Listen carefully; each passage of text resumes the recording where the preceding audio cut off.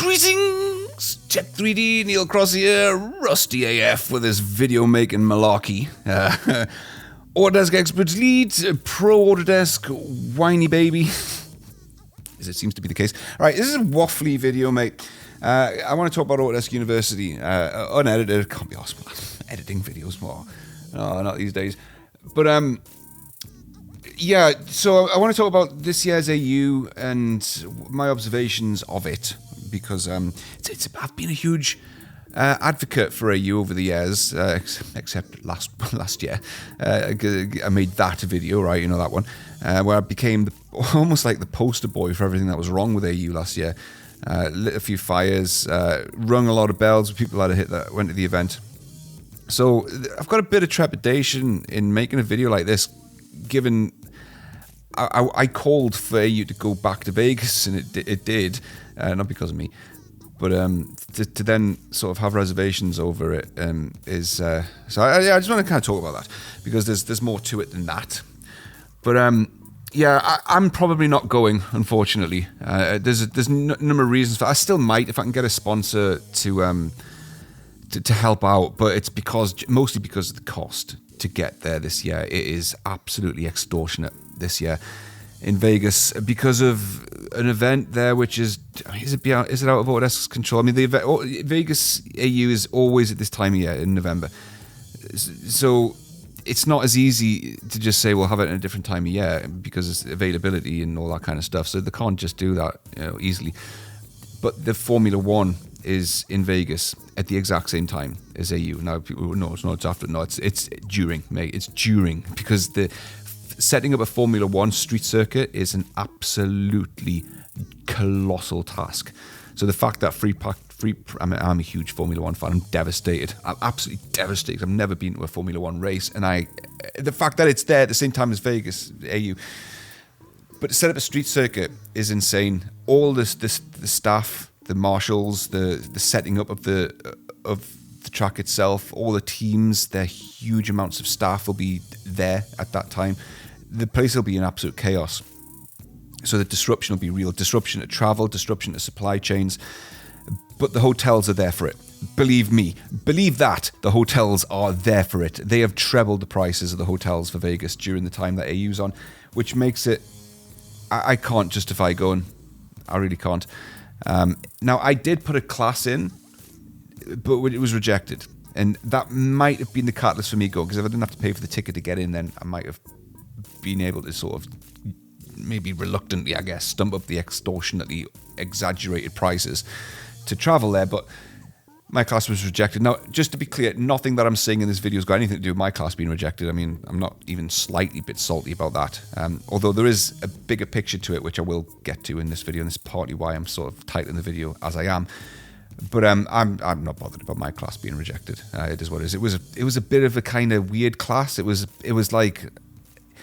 a class titled something like so you want to make tutorial. I was going to dump 10 years worth of tutorial knowledge and experience in this field of making online content creation for Autodesk, tips and tricks and all that kind of stuff, and sort of condense that into a class and give out as much. I've got 10 years of observations of how all of this works. The audience, the mechanics, the metrics, what people want to see, don't want to see, the software, all that. I was going to dump it all into an hour of just, you want to do it? Well, this is the deal. This is what to look out for. This is what to not do, what to avoid, all that kind of stuff. But AU this year looks like it's heading in a bit of a different direction.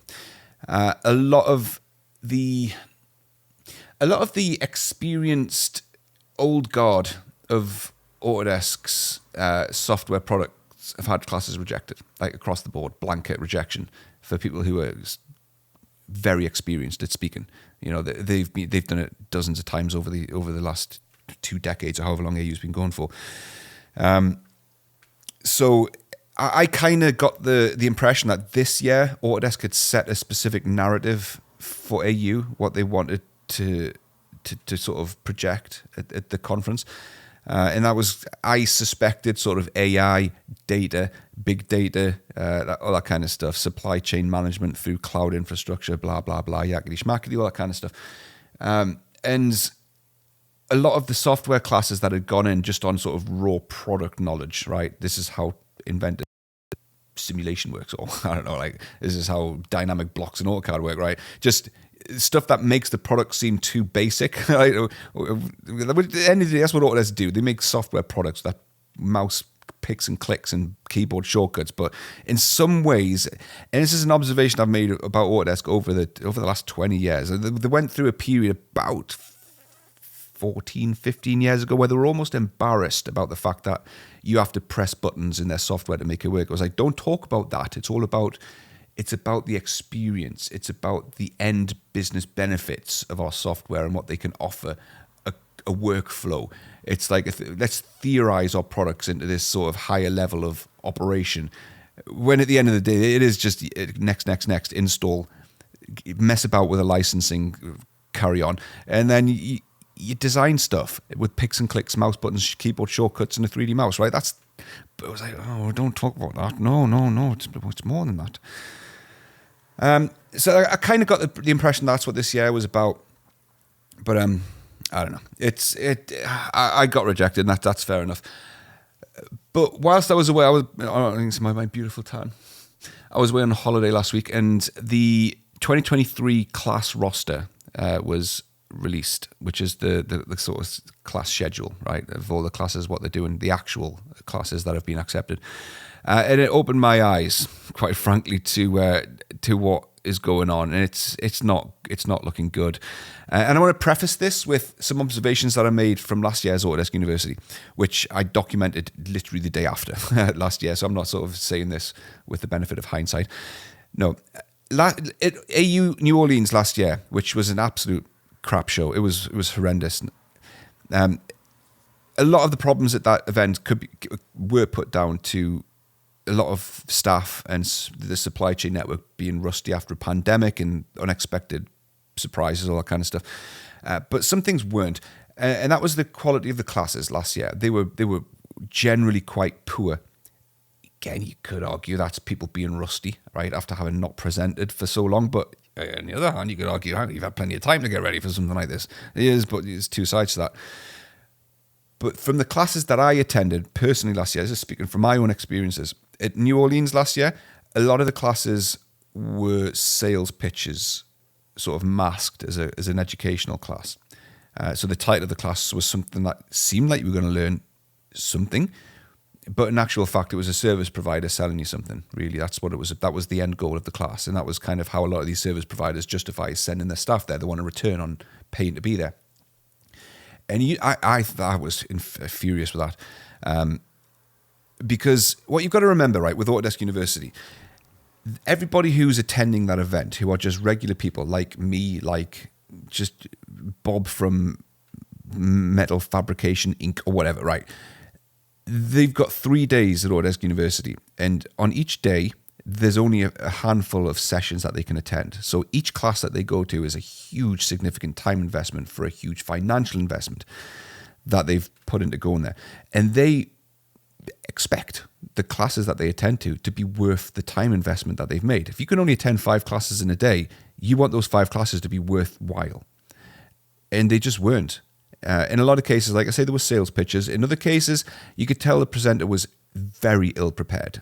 You know, they would turn up with a pretty poor presentation, PowerPoint slide, and it was just a case of, my class is going to be me showcasing PowerPoint slides for an hour, and I'm just going to read the bullet points on the slides. Like, no, mate, that's not acceptable. You can't do that. That's not good enough. But that's what they did. In some cases, you could tell that the presenter didn't even have any bullet points to sort of guide them through their class. It was just like, I'm going to turn up and wing it. And that's fine for your local event, right, where you've got like a couple of dozen customers and you're doing a pre-sales demo or whatever, and you can just wing it after with a hangover or whatever, right? You know, we've all done that. But not somewhere like Autodesk University. Every person sitting in that class has made a huge time investment to see your class. They want to walk away having learnt something. And if you're just winging it for an hour, mate, with just PowerPoints, you're sending people to sleep, and they're going to be mad. They're going to be mad AF. That's just not okay. And a lot of the classes were like that. And I kind of put that down as well. I made an observation last year that there was a lot of speakers who had multiple classes accepted. And I've got to beam my bonnet about that. Having been a speaker myself a few times, I don't know, let's just say several times at Autodesk University, I know how much preparation you should be putting into a class to make it worthwhile. And if a speaker has got 2 or 3 classes to actually present during those 3 days, there's no way, and I don't give a flying fook in a high wind why there's no way a single person can put in enough preparation for 3 classes to make each of those classes worth the delegate's time.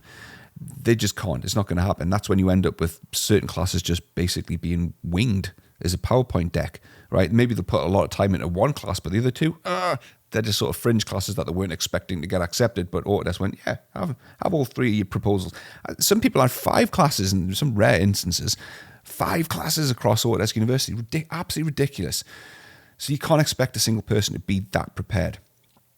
So I was and I fed that back, right? That was in my video last year, that video, right? So I kind of hoped this year that the class roster, the schedule catalog would be better. And it's kind of not.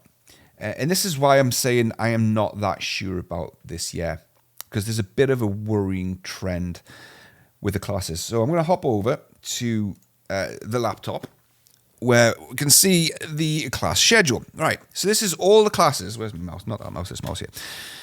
This is all the classes that are going to be on during Autodesk University 2023 in Vegas.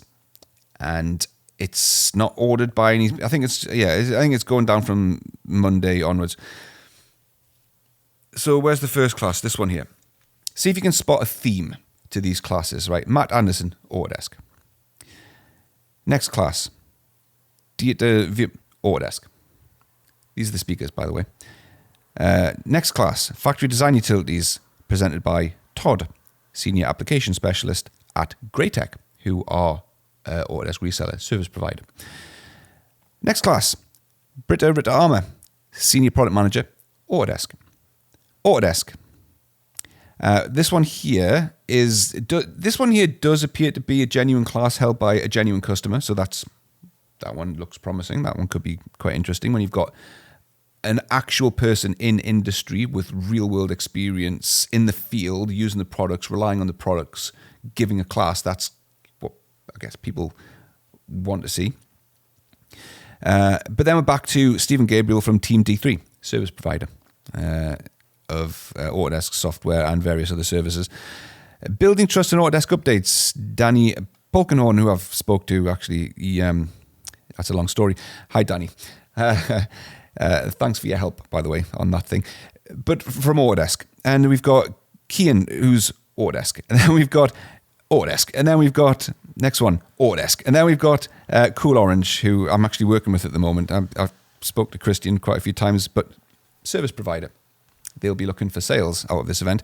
Autodesk. We've got a professor from a college. So this is like a education. So that looks like a potentially good class, maybe, if you're looking for information and guidance on how to sort of leverage Fusion, Tinkercad and stuff into student work. That could be, in fact, that will be a beneficial one. If that's a professor at an actual college, that could be a useful one. But then we're back to Autodesk. And then we're back to Autodesk. All right, another one, Westport Construction, genuine class, Factory OS, service provider. Then we've got Autodesk, and then we've got Autodesk. Then we've got Autodesk. How many of these classes are held by Autodesk staff? Now, I didn't necessarily come to this class schedule expecting to see anything different. And that's because on my LinkedIn feed, the sheer volume of Autodesk staff saying they got their classes accepted was overwhelming. And that's not because I'm connected to lots of Autodesk. You just look at the AU 2023 hashtag, and the majority of posts are from Autodesk staff saying, I'm so glad to be going to AU. Oh, mate, I'm happy for you, but I would not want to attend this many classes held by Autodesk staff. Now, just to be clear, this isn't a fluke. If I just scroll down to a random point, you've got there Autodesk. You've got Autodesk. What look like? So that looks like a service provider. Autodesk. Come on, it's not a fluke. But yeah, look, just to be clear,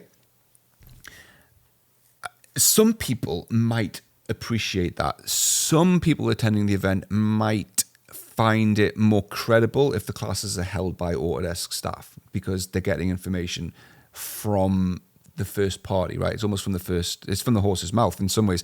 And I get that. Over the years, I've had many dealings with Autodesk, obviously, countless.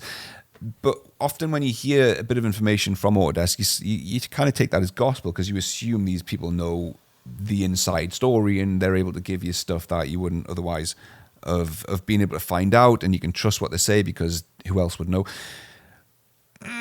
For something like this, I'm not too sure about that, though. And that's absolutely no disrespect to anybody from Autodesk who's hosting these classes at all. I'm sure they're all very knowledgeable. But there's a reason why my channel became as popular as it did through the early days. And that's because I wasn't Autodesk. People could trust what I was saying, right? If I said something was shit, I meant it was shit. And if I said something was good, you could take that to the bank, mate, that I meant it was good. I'm not saying something's good because my employer would scold me otherwise. Do you know what I mean? So for this many classes to be held by Autodesk staff, they will be obligated to toe the company line, be professional, and deliver a specific message in these classes. There'll be a narrative through all of these classes that all of these people will, I'm guessing here, I'm suspecting, but it wouldn't be unheard of if there is a common agenda across all of these classes to make sure you hit these key talking points, talk about the platform services, make sure people are aware of that, how the product links in with the platform services, whatever else. Not necessarily a strong sales push. Clearly, most people attending Autodesk University are already customers, but there may be certain upsells to the classes. There may be a desire to drive certain services that Autodesk offer or the partner network offers. I don't know. I wouldn't really want to sit through a class that would have previously, and there's many of them. There's many classes that, for example, Inventor Tips and Tricks class, that's usually held by a guy called Mike Davis, who's got Inventor Back to Basics. This year, he was rejected, and now it's an Autodesk member who's doing the same class. I don't think I'd want to sit through that, if I'm honest. And whilst I do know that a lot of people in Autodesk are very experienced, I personally know them. They've come in from industry into Autodesk, and they're bringing that industry knowledge to Autodesk. But after a certain amount of time, these people lose touch with what is going on in the real world. They become encapsulated in the bubble of Autodesk, in this little echo chamber of best practices and ideals and solutions and strategies that they become disconnected from what's actually happening in the real world. After a certain amount of time, that's going to happen. Trends change, practices change in the real world that they're not subjected to. It's one of the reasons why I personally out of the reseller channel, because I was so bubbled up in the reseller chain of delivering a demo according to a data set which was happily sort of married together by Autodesk and smoke and mirrors all keeping it together. It wasn't a real world data set. It was nowhere near the same sort of state as what you would actually have in the real world. And you never actually get to experience what the actual customer goes through. And at the end of it, I just thought, I need to get into that. I need to see it from that side of the fence. And I did, and I haven't really looked back since.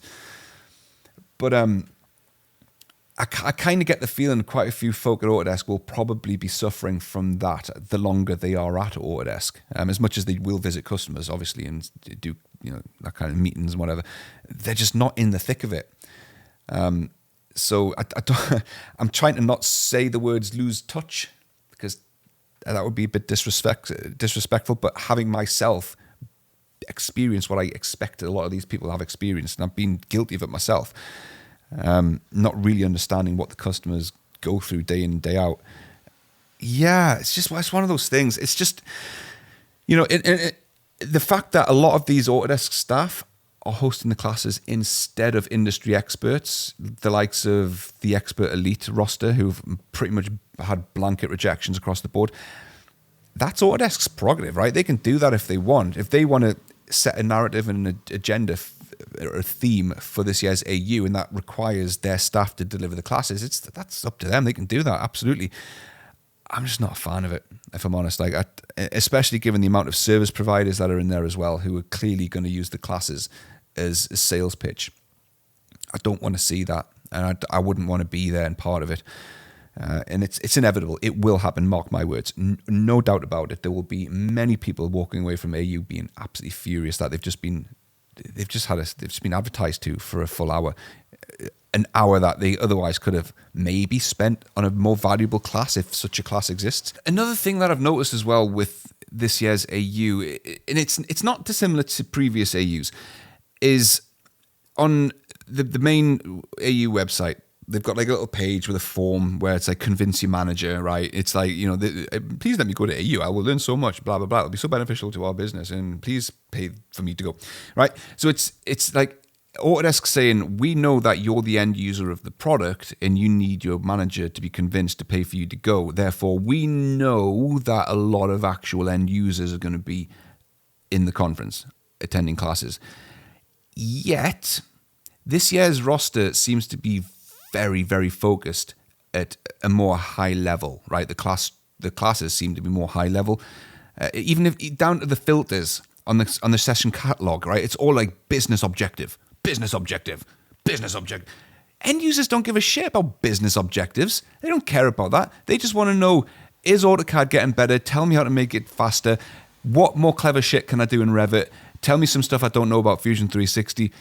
They don't give a shit about the business, but it's like a contradiction in what the event's for in some ways, right? Because they are going to be users. The most of them are going to be users. And they're not going to be there to buy anything, right? They don't have the buying power. They're not going to be the decision makers. Some will be. There'll be some decision makers there. But even in those instances, a lot of those guys probably don't care that much about the overall business objectives, like it's some kind of CEO C-suite strategy. No, they're there to learn about the products. And it's like, who are you catering for here, right? Who are you catering for? Because I don't know. Having gone to AU quite a few times, the bulk of the people you bump into are just product users, right? They're product users there to learn. And no doubt there are C-levels walking around attending certain speeches and classes or whatever. But I don't know. Just another observation that I'd made. And I haven't really had the time to look at the overlap of the classes, but I've heard murmurings of people saying the class roster there's a lot of overlap. There's a lot of conflicts between classes. Like you've got very few classes for actual software products. Take Civil 3D, for example, or InfraWorks. Very few classes for those products, but a lot the classes that are on those products are on at the same time. The same time, but in two different rooms. And you're like, well, if my bag is InfraWorks, I want to be at both of those classes, but how can I when they're on at the same time? So there's things like that happen, which just isn't good. Really isn't good. And one other thing I've noticed as well, like people are just cheating the system. Like if you go into like this one here, so this is in the Inventor tick list of products that are apparently of classes that are about Inventor, that are related to Inventor. Access granular design data using GraphQL in Autodesk Platform Services. What the fucking hell's that got to do with Autodesk Inventor? You know what I mean? The only tick box I've got here is Inventor. What's that? Why is that coming under the filter for Inventor? So it's making it look like there's more classes on Inventor than there is. And there's only 54 out of like 600 and something. And if the majority of them have gotten now beyond BIM, what? Why is that for Inventor? 5 things to know about the USD for 3D generalists. For Inventor. What? It's like, I mean, you can see some of the classes are clearly about Inventor, but hands-on experience with Upchain Cloud PDM, Autodesk. Come on, man. Jesus. NVIDIA, there's another service provider. Autodesk. Service provider, Autodesk. Fucking hell. So yeah, look, I'm not jazzed at all by that session catalog. It's clearly got a narrative behind it and an agenda that Autodesk have set that they wanted to sort of have the conference themed around, which is fine. It's just not floating my boat, man. It's not tickling my pickle at all. I think a lot of other people, from what I've heard, are kind of feeling the same way. But Autodesk might have a grander plan, right? I might only be looking at I've what I feel picked them at random and just done random scrolls to find certain classes, but it does look overwhelming from what I've seen and my observations. But maybe there are a lot of classes that are from genuine customers that are going to be golden little nuggets. But I don't want the classes that are worthwhile to be golden nuggets hard to find, right? They should all be frigging golden nuggets for the price you're paying to be there. So, again, nothing against the guys from Autodesk who are hosting the classes. A lot of these classes are very worthwhile, like the Crystal Ball Vault class, for example, where the Vault team give you an insight into what's going on. It's an actual product management panel of the people that run the product, question and answers type thing. And the Inventor team do a similar thing as well. Those are fine, but when it's learn from us style content, I really think that should be industry experts who are given their real world experience, because you learn a lot from that. You learn a lot from hearing somebody's own personal challenges and struggles, as long as they're not trying to sell you something at the end of it, right? Because people don't go to AU to be sold to. They've spent their money to be there to learn. It's called university, right? It's not an ad campaign. But I don't know. I could be wrong. It's just my observations from looking at the roster. So I don't know. If I go, I will obviously keep a close eye on how that pans out. I'll be keenly watching the classes to see whether the theme, as much as I don't like going somewhere to look for problems, because if you look for a problem, you'll find one. But if a sponsor comes through, there's talks that I'm in with to potentially go over there with a sponsor. I just don't know at this point. But if I do, I'll report back on it. But let us know if you're going in the comments down below and what you think of the class schedule. It's like I say, my pickle ain't tickled. Maybe yours is. I don't know. Thanks for watching. Mine's been Neil Cross. Not often, but I'll see you in the next one, whenever that is. Toodles.